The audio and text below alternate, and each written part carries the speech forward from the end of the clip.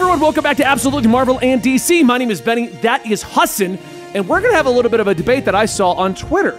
But before we get into that, make sure you check out our sponsorship over at Gamersups. They're all behind me. You can get waifu cups, waifu shirts, sus bars, or a less chalky than their competitors energy drink. And I highly recommend it. And if you want to see us do well on this channel to continue to succeed, please consider hitting that link down below and using the code COMICS. All right, so with everything going on, people have been arguing. It wasn't arguing, but it was brought up that the DCEU, we lost Zack Snyder, how many years ago now? Not enough. I'm kidding. Okay, that's fine. You're allowed to be full anti-Snyder today. You can be all in. So here's what's going to happen. The reason I don't go full Snyder, bro, is I don't want to be associated with that group. Because the fact of the matter is, as well-intentioned as things like the suicide awareness are, and as well-intentioned as wanting those movies to continue are, there is a subsection of that community that is literally like, oh, Snyder! They're just insane. Yeah, so I've never gone full Snyder, bro, to prevent being associated with the insane people. It's why I don't associate myself with a lot of groups, because as well-intentioned as a lot of groups are, they all go insane in like a month. I don't know if it's like a tribe mentality or what the hell it is. But hashtag Bring Back Young Justice has always been a pretty tame group of people on Twitter. There's only 6 of us, but we try.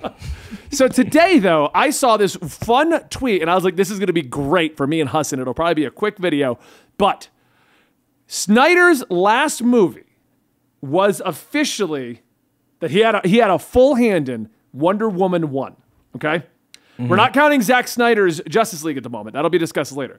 He was off of the DCEU as of June 2nd, 2017, because at that point, we had Justice League coming out a few months later, and Joss Whedon came in and made the Whedon cut, as we know. Oh, wow.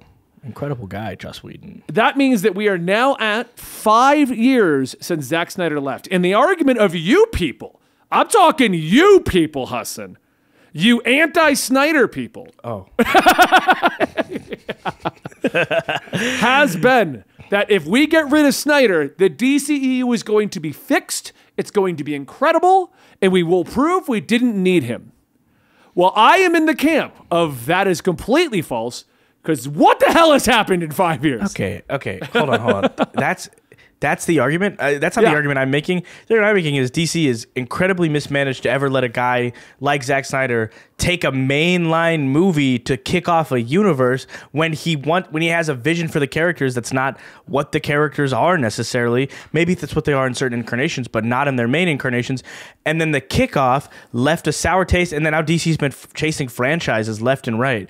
My issue, I think Zack Snyder, you know, you want to start on the right foot, Benny. You want to be best dressed when you go to school, right? Yeah. That's like when you went your first day of fucking elementary school. Zack Snyder put you in a brown paper bag that covers your willy and nothing else, okay? And that was Man of Steel. It was incredible. I like a lot of Man of Steel's visuals, and I love Henry Cavill. I think that is the worst interpretation of Jonathan Kent I've ever seen put to screen, especially after watching shows like Smallville or anything where Jonathan Kent is this loving, endearing father who says, no, don't save me. I get sucked up by a tornado. In Smallville, he has like a heart attack and dies because Jor-El gives him powers so he can save Clark. Like, that's what happens to him in that show. It happens years later. There's consequences. In fucking Zack Snyder Superman, don't save me, son. Yeah, he doesn't want to show out the powers. I mean, I agree. There's problems with Man of Steel. Run into a tornado 1 second later. 1 second later, Clark. I agree. There are certain things in Man of Steel that didn't make sense, like Superman destroying all of Metropolis or not saving his dad. There are scenes in that. And you know what I'll tell you guys? I'm perfectly fine with him snapping Zod's neck. That at no point I actually liked me. that he snapped Did Zod's not neck bother me at all. I actually like in Titans that, like, I just started watching and Dick Grayson's over there just murdering people. Look, I get it. Superheroes shouldn't murder, but we're also in a world where every time you let the Joker out, 1,000 people die. So I don't agree with every villain who is going to mass murder like Zod or Joker or Ra's al Ghul should just be thrown into Arkham and they'll be fine. No, and I think that there needs to be harsher punishments for villains. Whole other conversation. I definitely. My thing with everyone, harped on the Zod thing. Superman doesn't kill.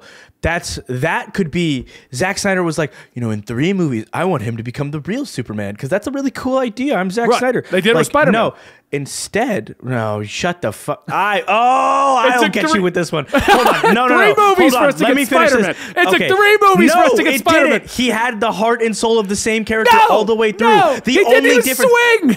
He didn't even. I'm not talking. Oh my god. Oh my god. You're talking about swinging. It took 3 movies to get a Spider-Man. He had swinging scenes in the other movies.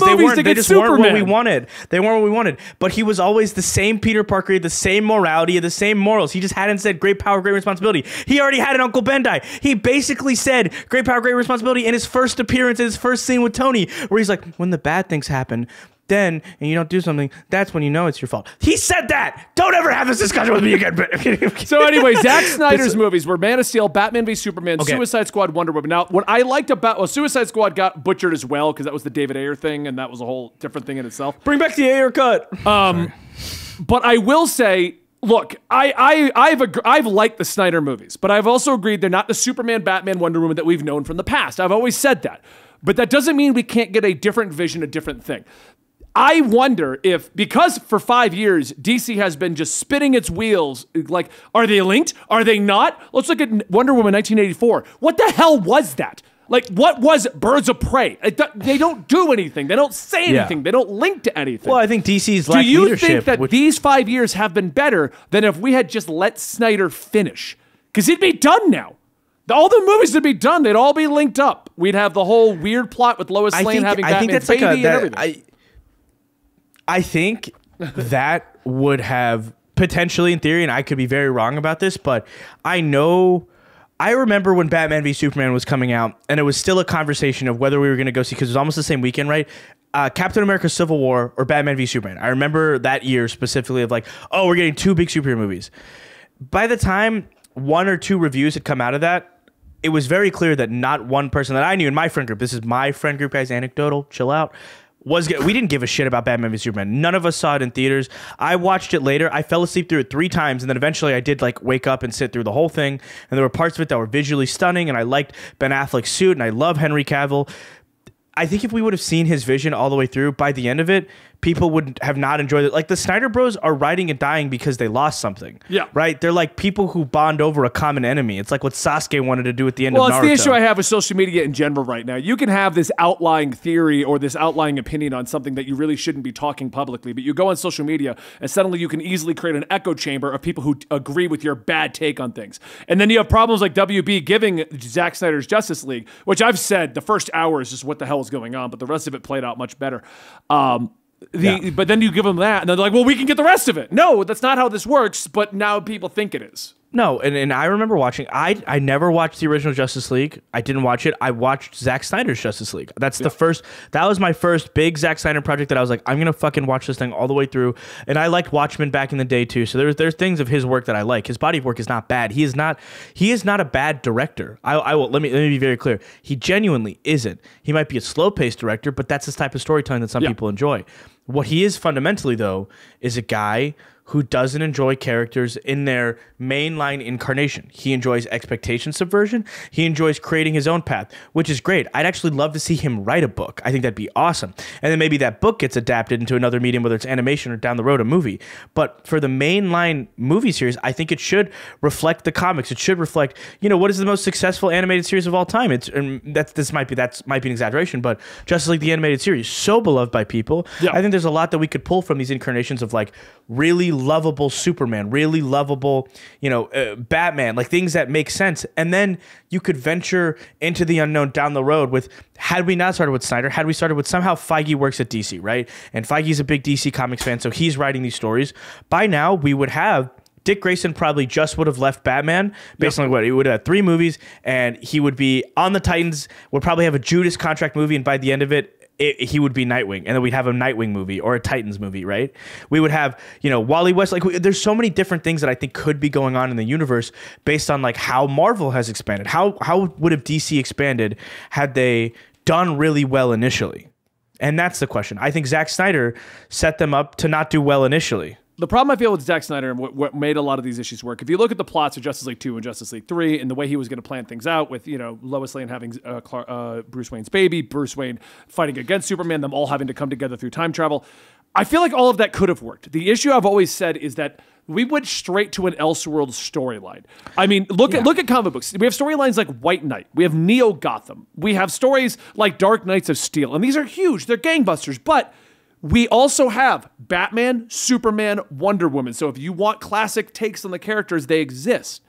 Yeah. I think the problem with Zack Snyder's universe was that he went straight to the fun Elseworlds concept with things that you could agree or disagree with, but it's a different telling of the story. Everything that you just described, Zack Snyder's vision, Lois getting pregnant, the time travel story, tell me that's not an amazing crisis story. Tell me that's not an amazing, like, we go back in time and something's different and that's the universe we live in and we sit in that for 4 movies maybe. And how much more were those 4 movies going to hurt and how much more gripping are we going to be as an audience when we've spent time with, you know, the Boy Scout in bright blue from minute 1 being the hopeful hero, Batman minute 1 being who he's supposed to be, you know, and Wonder Woman's been fine. So, like, other than Wonder Woman 1984, there's a lot that you know you could do. The question is, and this is what we're trying to get to, because we're just kind of going on all these different tangents for it. We are. Do you feel that if we had left Snyder in charge and just let him finish his plan, because it was a 10-year plan, we started in 2013, we would now be coming to its end? Do you think the DC universe would be in a better state or worse state than it is right now? Worse. I think they had to hit rock bottom to hire somebody like James Gunn. I think that, like, as a company, they are the most out of touch. They've never had someone to write the ship. I mean, they just lost their contract with Legacy. Or Legends Pictures. Legends is with Sony now. The people who are making Dune, the people who have made stuff with Warner Brothers for so many years, left them because of how bad Warner Brothers' practices are and how mismanaged they are. I think they had to hit rock bottom so hard to recognize the need for a Feige, to recognize the need for James Gunn. And now moving forward, there's a lot to be seen as to what James Gunn can do. I know a lot of people don't love his Guardians. You know, I've never been the biggest fan of Guardians. I watched the Guardians of the Galaxy Holiday Special. One of my favorite things I've ever seen in media. I loved it. I was so happy and I enjoyed it all the way through. And Peacemaker, one of my favorite shows ever, out of fucking nowhere. I don't know who Peacemaker is in the comics. I've never cared about him or his. He's barely exists in the comics. I literally couldn't care less about him. And then I was like, I'm so invested in this series and John Cena as an actor. And James Gunn did that. So we'll see if he can write the ship. But I think it would have been better. Because I think we would have gotten. I mean, this is the point of the argument, though. Like, I think in the end, there would be a lot of people who hated what he did with it, but it would be over. We wouldn't have the Snyder cult. We wouldn't have people arguing about what the hell's the point of 1984 or Birds of Prey or even The Suicide Squad. None of these would have existed. We would have had a coherent story. 10 years would have concluded, and then we could pick up with the new beginning. Black Adam, Shazam. But you would have Henry Cavill Superman movies. We would have Batfleck movies. We would have this whole Justice League. Flashpoint would have come out 8 years ago or something stupid. I don't know. Okay, so I mean, the original slate had Green Lantern, Cyborg, like. So let's do this. Let's do another video in a few weeks or in a few days, whatever, and we give our plans for what we would have wanted to happen. You can give me the Snyder track and then like where Snyder picks up and like how he's going to move forward, and I'll give you like what I would have wanted leading up to it. And I'll tell you like my 10-year dream plan for what they would have done, and you tell me your 10-year Snyder plan and then how he could have how that could have been the jumping off point for the universe. I think that'd be really fun. Yeah, we could do that. I'm looking at the original slate he had planned, and we're missing a few of these, but his was going to pretty much end with Green Lantern. That was pretty much going to be the end of it. But we are absolutely Marvel and DC. Let us know your opinions down below. This was just, I wanted to just get Hassan out here to debate what's going on with this, but we will catch you guys next time right here. Thank you so much for joining us today.